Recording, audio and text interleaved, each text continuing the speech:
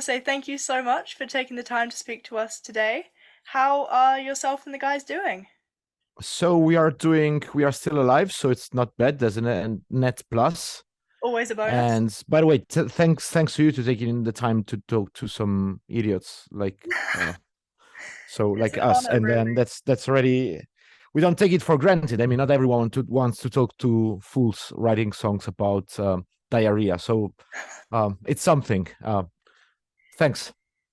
No worries. Okay, so now that the album has been released, Dislike to False Metal, um, how are you guys feeling about all the feedback that you've received off it so far? Um, we are feeling this.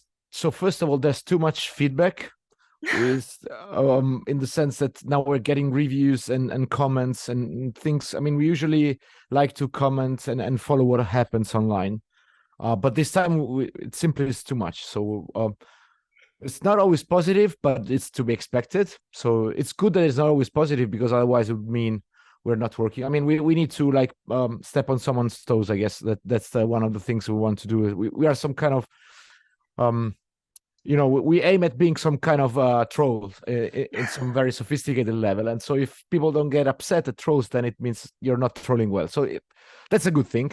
But the thing is that there's just too much feed. So that's a good thing per se, right? We are getting a lot of interviews, comments, and reviews, insults, hate mail for people we would never, from countries we didn't even know they existed. So it's good.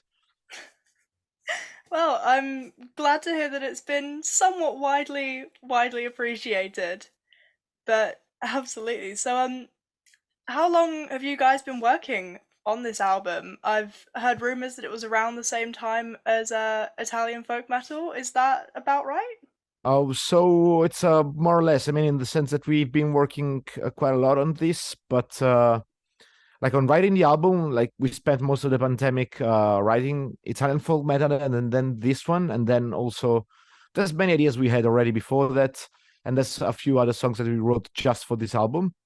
Mhm. And so I cannot really make an estimate. It's sort of random. I mean, there's songs that we written maybe 5 years ago, and there's ideas that we wrote like 2 months before the album came out. So uh whatever. It's you make your estimate, whatever. It's a meaningful answer to this question, because there's not a Mhm. single number to give. But the big problem of this album was the way it was recorded for us, because we recorded it during the tour. So we were on tour. Basically, we were going out to Europe every weekend. We were flying to whatever, Sweden, France, Switzerland, Spain, whatever. And in the meanwhile, we were recording the album. So we were we were going around playing, and then during the weekdays we would take time off to record. And this is I mean, we had very stupid ideas during our career. Some of them we recorded.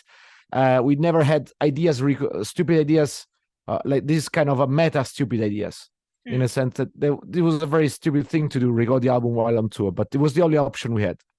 So it was very, very cumbersome. It was very tiresome. We were tired we were already old and tired all the time, but this was even more. Oh, So I never recommend anyone doing that. yeah, it's very impressive that you managed to do it though, and to create something as impressive musically as it is. Obviously, you guys are known for, in a way, maybe not taking yourselves quite so seriously as some Seriously? bands do. You're telling me that we are known for that? Who does? Nah, come on. But but it doesn't impact like the musicality that you're putting out. Your musicianship is still absolutely incredible. How do you really find that balance between being comedic but then also still releasing good music? Well, I think this is sort of a cliche, right? That if you do comedy stuff, then you need to be you cannot be a good musician. I mean, there's plenty of good bands that do good music. So first, maybe I think it's sort of a stereotype, but it's not even true. Maybe there's like low quality parodies on YouTube, but I don't know, they're short lived or something. But I would say that for us, we simply do what we like. So we couldn't do anything otherwise. So like we play the music that we like. So we like metal, we like mixing stuff, we like sort of sometimes trying to be original in the kind of mixtures that we do. like yeah, mariachi metal or whatever, reggaeton metal, these kind of mixes, or being simply, like a copy of Rhapsody of Fire, Sabaton, whatever. Like, but this is the kind. I mean, we like metal. We like playing this in different kind of, like takes on metal, so to say. We say we are genre fluid. Actually, we are a genre fluid metal band, so we don't have. But the root is still it's metal. And the other thing is that it's really hard for us to keep to play these things with a straight face. And I think you should seriously ask, not us, how can you do like serious music and this kind of comedic lyric, but how can serious bands, I don't know, like how can you if you're playing Rhapsody of Fire, how can you sing about dragons all the time and like with a straight face? How can you be Manowar and sing that kind of things with a straight face? I mean, again, the music is great in both cases, but I find that their lyrics are somehow. I mean, this is why the band started, because I couldn't believe like people were taking this thing seriously. Like, come on, it's a parody. Why isn't it doing explicit? It's like a hidden parody, and so I just made that thing explicit. I think it's harder in those cases, right? You go on stage, you sing about ancient warriors in dark castles in forbidden forests against bad dragons, and so I am supposed to be serious about this. I mean, let's talk about diarrhea straightforward. Like, let's just talk about something we know what we're talking about, and I don't have to pretend I'm serious. You don't have to pretend you're taking the dragon thing seriously, right? Absolutely. So it's easier for both. Oh, I love it. So I mean, it's such a signature element of your band, this comedic delivery that you guys have in your songs. But writing comedy can be pretty difficult. So, can you talk a little bit about your creative process when it comes to blending that humor and sometimes including these like obscure references into your lyrics? So this is something that I think sort of makes the difference in with Nanowar of Steel, is the fact that we, the five of us, we are very good friends since childhood times. I mean, we grew up together in the same neighborhood, and we sort of have a very good understanding. I mean, we get on very well together, so we understand what the other, when we talk, even when we don't agree, we still manage to do this in a way that we don't kill each other, which is we cannot say the same thing for some Norwegian black metal bands. So it's definitely a thing. It's definitely a thing. And the other thing is that again, we cooperate on things we do. So it's we sort of each one of us. I mean, we have sort of the same sense of humor, but we listen to different music. We have different inputs. So we get, each one of us, when we write a song, then is putting his beat into it, and it's taking his.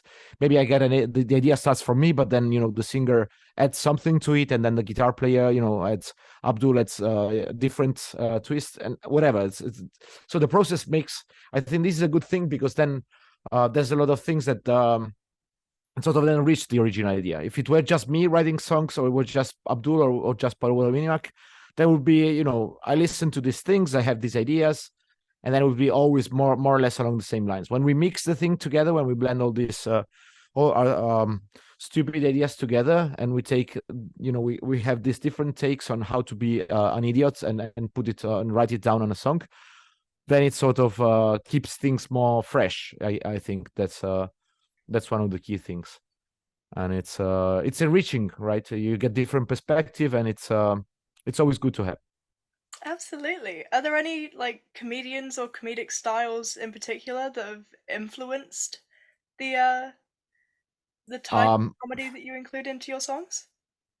I think, I mean, we don't really think about that explicitly, in the sense we don't say, oh look, I've seen, I don't know, David Chappelle or whatever, Ricky Gervais, or we all like this. We all watch stand-up comedians, Italian, Americans, whatever. Like, we watch a lot of that, but I don't know how much of that enters the songs.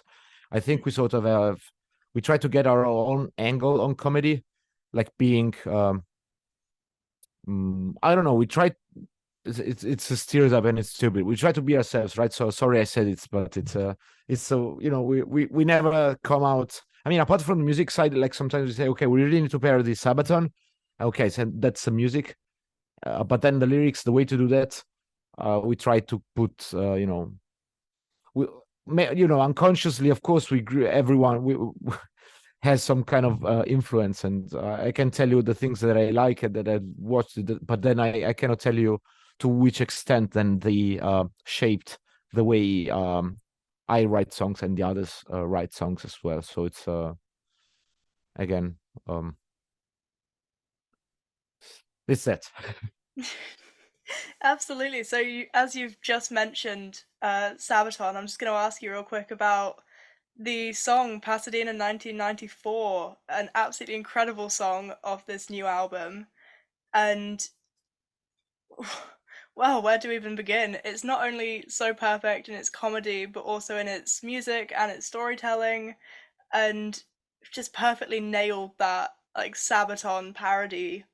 And how did that song sort of come about? What inspired that? And how did you go about getting Sabaton's frontman himself, Joakim, onto it?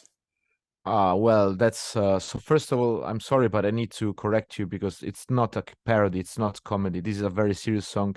For Okay, us, my this is a real apologies. tragedy. For us Italians, we grew up with having nightmares about this shoot when went in. That was flying, this ball flying over the crossbar, and we missed this opportunity. And it was, like we still have nightmares, and it's still sad. We mourn this day to, even 30 years later. So that's the first thing. Second thing is, of course, like if you want to write a song about a very sad historical, loss, historical defeat, probably, then Sabaton is the way to go. I mean, they are the masters of writing songs about people that die, and they until the last stand they stay there and they defend their homeland and they try to do their best, but eventually they are defeated and they die. And that, I mean, they basically invented the genre, like the genre of I don't know, how would you call it, maybe defeat, historic loss metal, whatever, I don't know. Sounds about Historic defeat metal, what they have, it's a subgenre of Sabaton. I think they nailed that. And so when we think, I mean, the thing is that we think about Sabaton and we say, okay, they sang like about Sparta, they sang about I don't know, Pearl Harbor and all these historical events where like they were taken by overwhelmed, and they were defeated and slayed and destroyed. But they didn't talk about Pasadena 1994. That was missing from their discography. And so we say, okay, they won't most likely write a song about this, but we can and probably get some of them on board. We had contacts with them because the Sabaton open air, we were in contact for playing there since 2020, and even before that we were in touch with them. They when we released Hallelujah and Norwegian Reggaeton in 2019. So I mean, the only condition was, yeah, like just send us the song, and then if we like it, we can be part of it. And so they liked it. Because again, I mean, it's their star, right? It's historical defeats, and yeah, that's the whole point. incredible. So, another feature on this album, we have Madeleine from Eleine featuring on your song Winterstorm in the Night, which seems to be your take on a symphonic metal song. And yeah, can you tell us a little bit more about that track and what it was like working with her? So first about the track, is as you mentioned, I mean, you said symphonic metal, it's hair metal in a way, but Mm. that's the subject of the song. And so the main reason why we got her is that she has a really nice hair and a really nice voice, so she could really play the role of someone who's teaching us how to keep your hair clean, like you do. I mean, you have perfectly black hair, I don't see any white patches on it. So you're using some kind of um shampoo to keep it clean, and it's good of you. So if we have known you before, maybe you could have joined the song, and we don't know how you sing, but anyway. So that was very important, because if we make a song about, if you want to promote good habits with hair cleaning, you need to make sure that your testimonial has very good clean hair, right? Makes Absolutely. sense. Yeah, it And does. of course, if you put it in a song, then the testimonial also needs to sing properly. So she had both characteristics. Plus, she had the characteristics that not many singers have in the metal scene.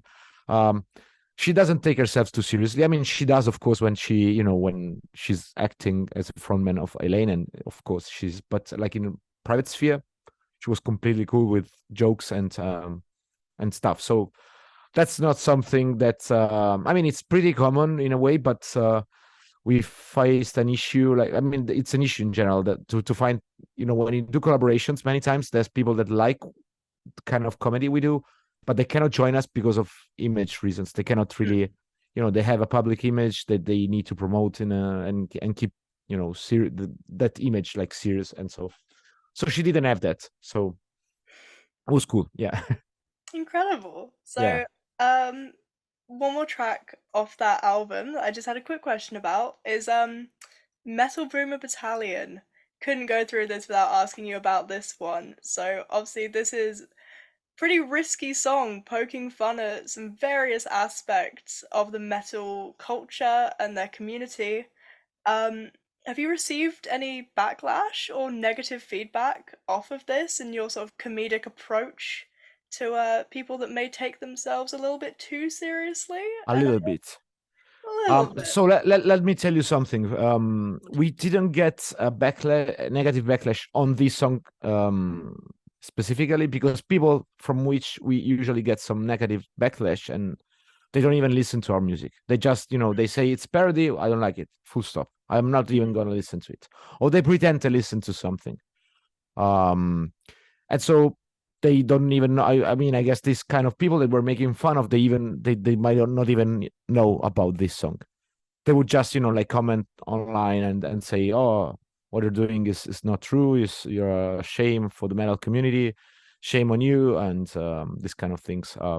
Just to keep, like the for the most polite comments we might get from them, because there's threats and insults are coming sometimes. But anyway, so from this song, we didn't get any comments on it, of course, because the ones who listen to it are the ones that probably like us. If you, it's not even it hasn't been released as a single yet. So Mhm. like maybe someone might stumble upon one of the videos, but if you go and listen to this song, then you sort of need to be interested already in the concept. So I guess but we, like these kind of haters, they never really listen to what you do. They already know everything, so they don't need to give you a chance to change their mind. I mean, or even just respect you as a musician. I mean, they might say, I'm not into parody, but okay, it's cool what you're doing. No, it's Yeah. it's full blown hate, but yeah, it's cool. It's cool. We like doing this because I mean, that's the reason the band started. I really wanted to piss off someone, and we're good at it. So, in terms of that, then, do you ever respond to any of the negativity that gets thrown your way? Oh, please go on. I mean, it's yeah, we need some of that. I mean, we again, like I would say most of the feedback is positive. Otherwise, I wouldn't be here making interviews with people not living close to my home, and there wouldn't be people overseas interested in what we're doing. So that's I guess it's a fair point I can make. But having like some, like some kind of negative feedback on the from the gatekeepers of the metal community is cool, because it sort of exposes them, and it's fun for me. I mean, I'm a troll, so it's fun to, like making people angry when, like, when you see it's sort of bigots in heavy metal, then they're mad at me. Oh, cool, yeah. Oh, let's have more of this. Oh, I love it. So, going on to some of your music videos quickly. Obviously they are just as hilarious and entertaining as the songs themselves. How important is visual storytelling to your overall sort of artistic vision with the band? It's unfortunately it's very important, and I say unfortunately because the shooting videos is a very very expensive task, and Hmm. we have a problem. We sort of set the bar too high, I guess. I mean, with we made some very funny videos, and I say, okay, these are, I'm not just the one to like say, oh, I'm good, yes, I'm good, but whatever. We made some funny videos, and I know that there's like some quality in it, and at least I can say we put a lot of effort into them and a lot of money. And so we need to sort of keep that standard, um, not just for the fans, of course, but we do it for ourselves. So like right now, we wouldn't be able to release something below that we don't, we sort of put a threshold, and then we really make sure that we meet those goals and there's some quality, and also there is some involvement. We like being involved in the video writing, like writing the script and thinking about the whole thing, and that's what we did in the last 3 videos, for example. Mhm. Especially Pasadena, the last video, we were very, very involved in it, in writing the video and thinking about the scenes and everything. So that's it's something that it's very important nowadays. It's fun, like, because with videos, then you can convey, you can put more references to other videos, you can put references to movies, you can we like putting references. So and this for us is very, very important. People are gonna see like tens of thousands of times, if not more, this thing, and so you need to make sure that this is gonna be there, like, and for the years to come. It needs to, work. It needs to be something people might want to watch, and again, we do it for us. We have, we have funny ideas. We say, okay, this is fun, let's do it. It's still like with Pasadena video. Okay, let's just dress up like football players, but let's do it in a war field. And so let's mix it to think, let's have explosions on a football field. Let's make something that looks like a football field, but then there's camouflage, and then, all these things. It was very, very expensive to do. All this process was, I mean, but we couldn't have done it otherwise. It's say, okay, no, let's do this way. And we always think, like this, then for at least a few songs on each album. Absolutely. Yeah.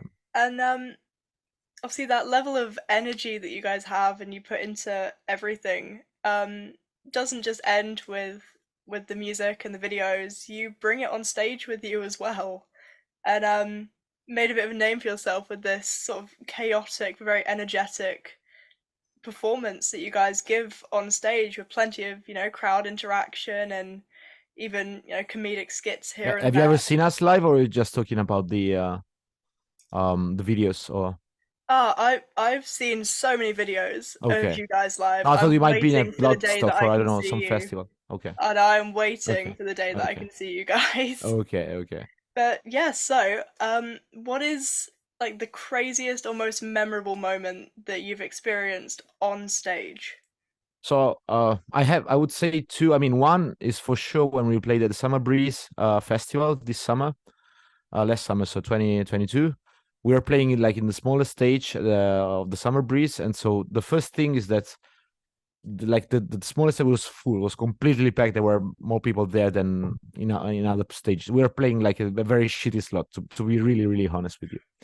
And the crowd went so crazy. Like at some point, we have, when we play Val Hallelujah, we usually take some, we have an IKEA table or something, and we build it on stage. We mount it, like, and then we threw it on. We make stage diving, like during the song. And at some point, we've seen this table floating on the crowd, and there was a girl who was trying to climb on it, and eventually she managed to climb on the table. So there are pictures and videos of a girl standing like tall on this video on this table, IKEA table, with people right raising the IKEA table, and she was like standing like this. And I don't know how she could keep like in equilibrium, because it was very it's a small table, and it was sort of, people were moshing and doing stuff, but she like raised, she could stand on her feet, and it was crazy. I remember I was playing the song and I was watching her. Is she really doing that? Because it would take time. Like first she would fall and then come back, and that's one thing. Then the second thing, I think it's again this summer. I mean, we had many crazy things. I'm just sharing something from this summer. In general, like the show that we played in Slovenia at the Metal Days Festival, the whole show was crazy. It was moshing and crowd surfing and so many unicorns flying around. That was a lot Brilliant. of fun. So good. Um, so you guys are about to set off on a tour in support of this new album. Um, say the name again, Just Like to False Metal. And soon, summer festival season's right around the corner. And Yeah, can you tell us a little bit about your plans with the tour and what shows you might have coming up? And can your fans in the UK expect to see you anytime soon? We are coming to the UK. We are coming to the UK for the Death to Falls Tours tour. We got 11 gigs in the UK. So if some of our fans live in the UK and don't come and see us, then I don't know what more we can do. I mean, once we play 11 shows everywhere, I mean, and I'm sorry I can't tell you the names of the cities because most of them I've never ever heard of them. So I can tell you maybe Carlisle or some. I don't know. There's names I've never seen. Maybe okay, Glasgow I knew, and London I knew, Brighton I knew. There's just so many places I never heard of. So I hope someone will show up. But Fingers crossed. We're known for having dumb city names, but I people don't know. always live there. They were like regular. I would say regular English city names. You could tell it's an English city, it's a British city, whatever. But I just never heard of it. But yeah, the tour actually kicked off last week. So we started with the Oh, first two shows in Rome. We played two shows in a row because they were sold out. So we got the same venue. Like Rome is our home city, so it's cool to it's always nice to play very warm shows in your city. For us, yeah, it was very warm start, and so we are playing Italy for the month of March, and then we are moving to Germany, Switzerland as like mainland Europe tour. Then we're coming to the UK. I think the first gig takes place on the 20th of April. We're coming with Tragedy. So the US, it's also a parody band. They do mostly disco music, like covers, metal covers. So it's sort of the same, not so serious mood for sure. And then yeah, I think we'll be in the UK. We'll play 11 gigs in a row. So that's pretty much it. I mean, if anyone wanna come, we need people to show up. I mean, we've only played one gig in the UK so far, so I'm wow. not really even sure. We did, it's gonna be the first time we play some serious shows there. So let's see. It's for us. It's a question mark. Well, you'll have one person there for sure. Okay, I you need to couldn't tell us when you're possibly miss coming so that. we can put you on a list. Oh, absolutely. I'll bring my camera. Yeah, sure. Alrighty. So, ahead of this new tour, what like new tracks and new songs from the album are you sort of really looking forward to being able to play? Oh well, I can't tell you so much. I mean, so one thing that I'm telling for sure is that the new set list is not going to be centered on the new. I mean, we will have, of course, like a few tracks, but let's say it's going to be maybe 20% of the set list, 20-30%. Like most of the tracks will always be like, we like playing the stuff from all the albums, of course, even from the Of first to course. the. So there will be maybe 3 tracks depending on how long we play, and we need to see. I mean, we played in Rome, and we've seen some very good feedback. For example, on Disco Metal, that was probably the best live track we played in the whole set. Yeah, the 2 nights the feedback was just incredible. I think it's gonna work fine, so that's gonna definitely be on the set list. Then the rest, I mean, there's songs that we have to play, and I'm not even naming them, but I guess everyone knows which one they are. And then yeah, this is pretty much it. We Are you happy with the set list? Have you got all of the Oh ones yeah, that you guys enjoy playing the most? Are they all in there? we not. I mean, there are songs that we like a lot, but there's like for reasons of time, of course, you cannot Mm. put them. So you always need to make a choice, and then you need to cut out of the set list some songs that you really love, and you know that they work out. They usually get very good feedback live, and they are very good live songs. But there's just no space for everything. So, but we're happy. I mean, again, we played this set list twice in Italy. Actually, no, there were 2 different set lists for the 2 nights, so it's not even true. But we're happy with the new songs we're playing. Let's put it that way. Fantastic. Well, we are incredibly excited for this tour and for you guys to be coming back to the UK. I just want to say once again, thank you so much for taking the time to speak with us. And of course, new album is fantastic, and Okay. I cannot wait to catch you guys at one of your shows. Is there any last thing that you'd like to add for anyone that's watching or reading or listening to this right now? All right. So first of all, I apologize for not talking about diarrhea during the interview. This is something I mentioned at the start. So I think like I deceived you. Like maybe I created like some kind of false expectation. I'm sorry. Next interview we'll talk about that. Absolutely. Anyway, but for the rest, I hope there will be people coming to our shows, and we hope to catch you live. That's the most important thing. Absolutely.